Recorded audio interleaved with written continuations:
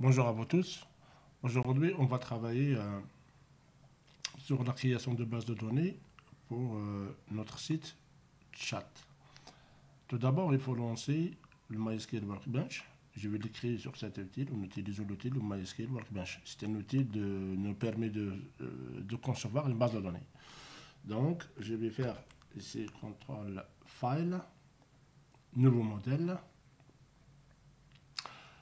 Quand j'aurai le modèle ici, je vais tout d'abord choisir le nom de la base de données. Elle s'appelle chat. Ici.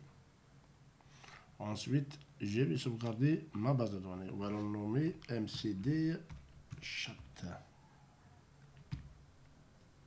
Voilà. Ensuite, on va changer le modèle de MySQL. Ici, on va le dire la version de MySQL, c'est la version 5.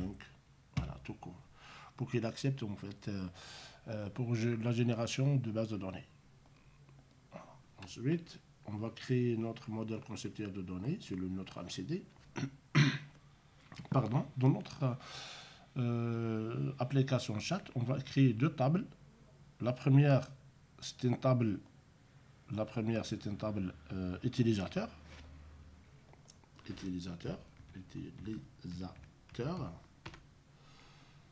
Et la deuxième table, c'est la table message. C'est la table message. Voilà. C'est comme ça. Comme vous voyez, en fait, chaque utilisateur, il peut envoyer plusieurs messages à notre utilisateur. C'est le principe du chat, en fait. Et on va concevoir, en fait, les deux tables. En même temps, on va faire le lien entre ces deux tables, c'est-à-dire la relation qui existe entre ces deux tables. Tout d'abord, on va commencer par la table utilisateur. La table utilisateur, elle contient, premièrement, c'est l'ID. L'ID, c'est premier recueil, notre nil, auto-incrément. Ensuite, on ne va pas compliquer les choses pour les tables utilisateurs. On va créer quelques champs qui sont indispensables pour la connexion et pour déposer, en fait, pour créer un message dans le chat. La première des champs, c'est le ID. Ensuite, on va déposer ici le mail qui nous permet de se connecter avec son email, 60. Ici, j'ai fait 60. Ici, notre nil. Ensuite, on va créer le pseudo, c'est le pseudo, ce pseudo. En fait, notre nil, ah oui, j'ai oublié, en fait, le pseudo, c'est notre nil, une key, voilà. On a ça déjà ici, 4 ici. C'est le pseudo, c'est notre nil, une key, avec le mail, c'est notre nil avec une key. Donc, ensuite, on va date de création. Date de création de ce profil, en fait, ici, champ de type date time. On va sauvegarder la date et le temps. En même temps, celle-ci, par défaut, c'est now. On va dire now, c'est la date système. La date système. C'est ici qu'on va dire now, la date système ici. Je valide. Je vérifie ma base de données. Est-ce qu'on a oublié quelque chose ou pas? Le mail, le pseudo, date de création. Je crois que c'est tout. La personne peut se connecter par le mail en utilisant sur le mail son pseudo. Et la date de création sera créée automatiquement. Voilà. Ensuite, ici, le message. Voilà, la base de données message. J'en ai ID. ID, c'est premier recueil. Ensuite, oui, ce premier recueil, c'est les uniques déjà. Voilà, c'est déjà unique déjà, automatiquement. Pardon. Ensuite, c'est le ID. Ensuite, le destinataire, destinataire de message. C'est toujours en fait int de taille 11. Pardon, de taille 11. de taille 11, destinataire, c'est-à-dire ici, note nulle c'est tout. Donc, et là, c'est le message qu'on va le voir ici, type texte, mais de taille 600. On va afficher 600 caractères. Donc, note nulle aussi. Ensuite c'est la personne, c'est l'ID de la personne qui envoie le message. Et celle-ci, c'est en fait le champ, la colonne, l'ID de la personne qui envoie le message, ça sera la relation qui va être l'utilisateur, la table utilisateur avec la table message. En fait, ici, si on regarde, ici, on va trouver la relation AN. Puisqu'un utilisateur peut envoyer plusieurs messages, et chaque message, il appartient à un et un seul utilisateur. Donc, j'en ai besoin de la relation AN. Je vais créer cette relation, voilà, comme ça. Et là, ici, j'en ai l'utilisateur ID. C'est la clé étrangère. Donc, chaque utilisateur, il aura plusieurs messages. Ici, chaque message, il aura un seul utilisateur. Comme on voit ici, un seul utilisateur. Par contre, ici, vous voyez les tirés là, ici. Le triangle qui est ici, ça signifie qu'il y en a plusieurs. Donc, chaque utilisateur peut envoyer plusieurs messages. Et chaque message, il appartient à un et un seul utilisateur. On a oublié ici date de message. Voilà, date de message. Ici, le message, on va créer notre champ qui s'appelle date. Je vais écrire tout manuscrit date message. Date message, voilà, tout simplement, c'est-à-dire ici, est-ce qu'on crée la date système? C'est un date système, oui, date time, c'est un date système. Parce que voilà, note nulle. Ensuite, unique, non. On crée maintenant, premier écrit, non. Bon, voilà, c'est simplement le date message, c'est simplement date time et note nulle. Donc, si je reviens sur notre MCD, on va voir que l'utilisateur peut envoyer plusieurs messages. Voilà, c'est notre MCD qui crée. Maintenant, j'ai oublié une chose. En fait, on va mettre ici la taille de l'ID, taille 11. Voilà, moi, je travaille taille 11, on peut mettre taille 12, taille 13, taille 14, taille 15, etc. Ça ne change pas, en fait. Ça ne change pas grand-chose, en fait. Voilà, ça ne change pas grand-chose. Je ne vais pas écrire les commentaires, etc. Parce qu'on peut aussi mentionner les commentaires de tous les champs, c'est-à-dire de toutes les colonnes. Mais là, c'est pas la peine, en fait. Comme on va vérifier notre MCD, le MCD est composé de deux tables. La table utilisateur qui contient l'utilisateur, chaque utilisateur il va s'inscrire d'abord en utilisant son email et son pseudo. D'accord, il va s'inscrire dans un formulaire d'inscription. Ensuite, quand il sera inscrit l'utilisateur, il sera connecté en utilisant son email et son pseudo. Voilà. Et dans le site de chat, on va afficher uniquement le pseudo de cet utilisateur. Ici, l'email et le pseudo sont uniques. Pour chaque utilisateur, on ne les répète pas. Et chaque utilisateur, il peut envoyer plusieurs messages, comme ici, ça se répète, on peut répéter par exemple pour l'utilisateur numéro 1. Ici, il y aura un utilisateur numéro 1 qui a envoyé le message au destinataire numéro 2. Ensuite, l'utilisateur numéro 1, il a envoyé l'utilisateur numéro 2. Aussi, plusieurs messages, c'est-à-dire le même utilisateur peut envoyer plusieurs messages au même destinataire. Voilà, et vice-versa, en fait. Le destinataire, il peut aussi envoyer, en fait, si le destinataire, il sera toujours un utilisateur, en fait, en quelque sorte. Donc, quand on a fini sur notre MCD, on va le générer directement sur la base de données MySQL. Donc, on va faire le forward engineering, ici, en utilisant la connexion chat que j'ai créée avec le mot de passe, en fait, route, le password aussi, la route. J'ai l'utilisateur route et le mot de passe route chez le local. Le hostname, c'est localhost 127.0.0.1 et le port, c'est 33.06. Donc, sur le MySQL, je vais faire ça. Attention, parce que nous, on a fait on a fait, si vous vous rappelez bien, on a fait dans le modèle, on a changé le MySQL. Il faut qu'il soit la génération de le SQL qui est ici, qui va le générer. Il faut qu'il corresponde exactement à votre version de MySQL. Comme ici, si on voit bien, regardez ici, là, ici, MySQL, le mien, ici c'est la version 5. Vous voyez, c'est la version 5.7.40. Donc, et c'est le serveur de la version 5. Ici, pour que vous arriverez à générer, en fait, il accepte la génération de l'SQL, il faut que ce soit le modèle, comme je vous l'ai dit tout à l'heure, là au début, il faut changer la valeur, mettez la valeur 5, peu n'importe quel que soit derrière, en fait.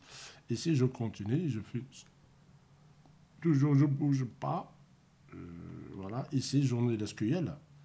Journée SQL. Si on n'a pas, par exemple, changé ici, dans le modèle ici, on n'a pas mis 5, il ne sera pas généré. Hein. Donc, on aura un problème. On aura un problème de SQL ici. Quand vous voyez, je vérifie mes tables.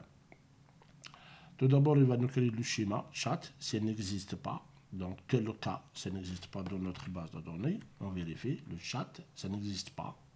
Ensuite, il va utiliser le chat, c'est-à-dire la base de données. Il va faire create table utilisateur. Si elle n'existe pas, bien sûr, c'est une requête SQL, voilà, ce sont des requêtes SQL tout simplement, avec le moteur et non DB.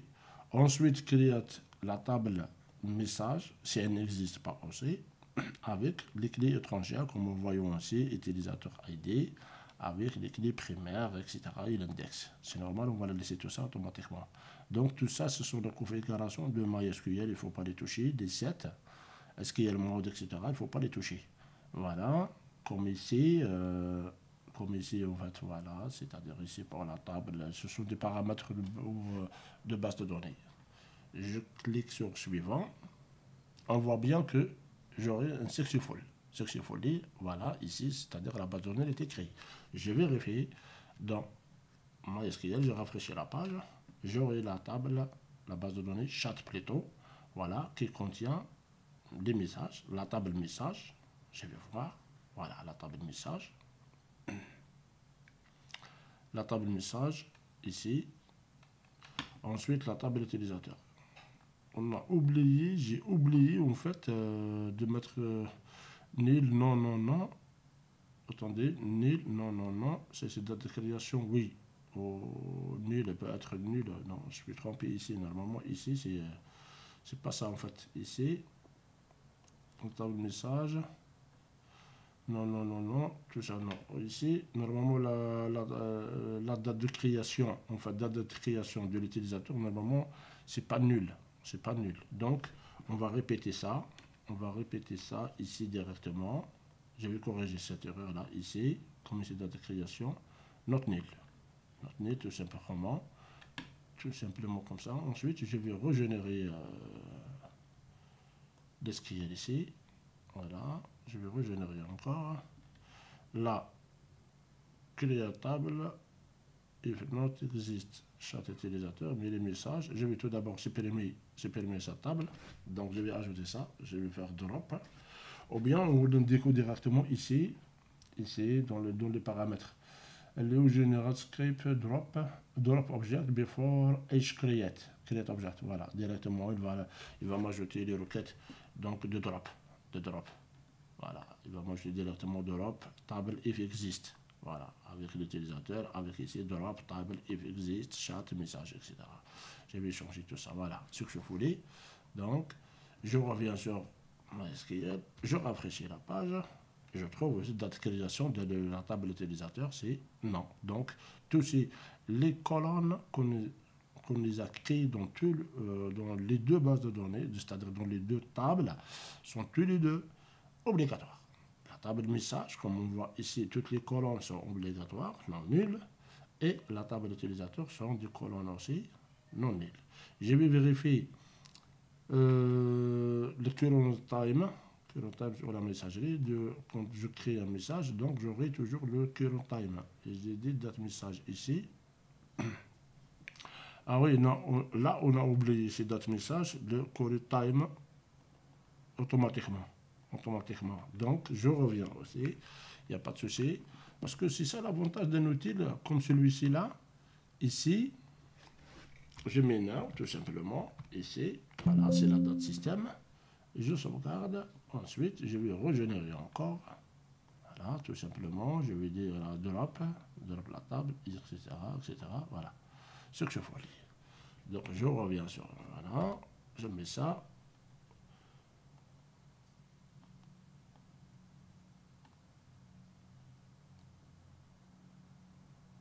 Time, mais il n'a pas ramené ici, en fait. Voilà, par défaut, ici, c'est un peu bizarre, en fait.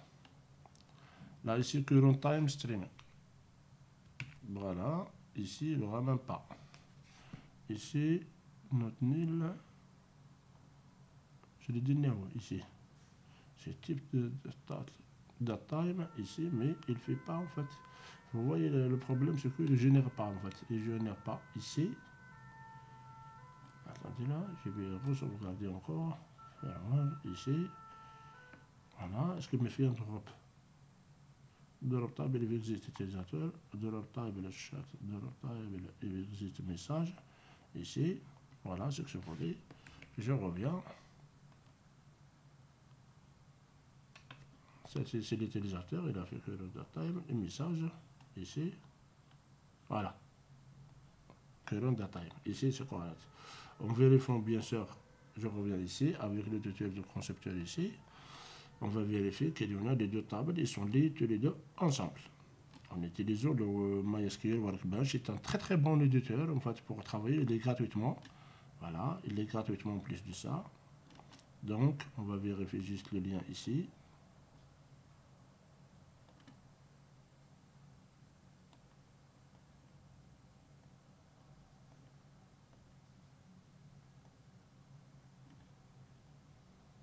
Voilà.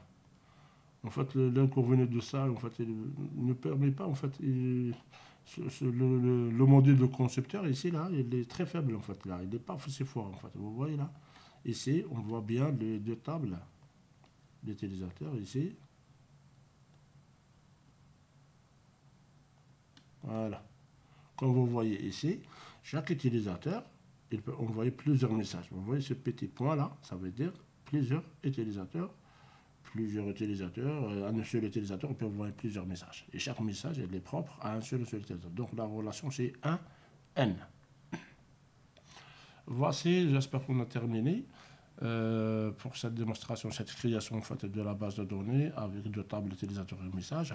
On va commencer dans le prochain cours. Dans le prochain cours, on va ajouter encore le module de connexion, ensuite le module d'envoyer de chat aux différents utilisateurs. En fait, ce sont des cours, CV2, ce sont un ensemble de cours pour les néophytes, les débutants, pour les débutants qui veulent s'approfondir en fait dans le PHP et les HTML et les faits de style, la conception d'un site internet en utilisant bien sûr la base de données, les modules de connexion, en passant aussi par le JavaScript et le jQuery. Donc merci de votre attention et si vous en avez des questions toujours, n'hésitez pas de les poser dans les commentaires, je serai ravi de vous répondre. Et on va faire, je vais faire des prochains modules par la suite. Et merci à vous tous. Au revoir.